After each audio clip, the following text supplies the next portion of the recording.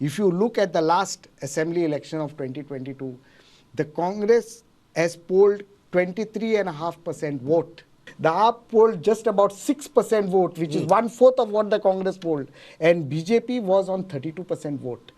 Trinamool Congress polled 5.5% vote in the last election, just half percent short of their vote, although they got 2 MLAs. And the RG, the Revolutionary Goans, polled close to 10% vote. Yeah. So if you take these voting percentages, you see who's got strength and where the vote share lies. Okay. Bab Tulio has made a statement.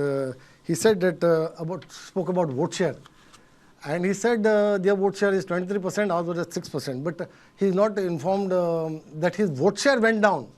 From the last election, the vote share has gone down to 23%.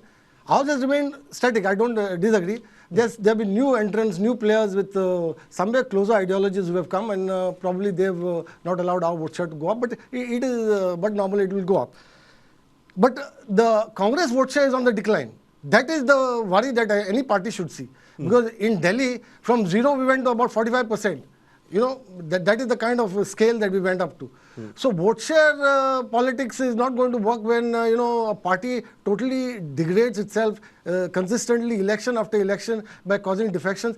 2017 election par jala, their leader of opposition went along with 8. And it was thought that Congress is over. That did not happen. And he has told us the figures, it is 23% with almost 1 MLA in the house. So you can confidently say that they have at any given time a 20% vote share minimum. Even now if you go to see, after 11 MLAs went, it was a complete recession in the Congress party. But after 2 years, they were in a resurgent mood.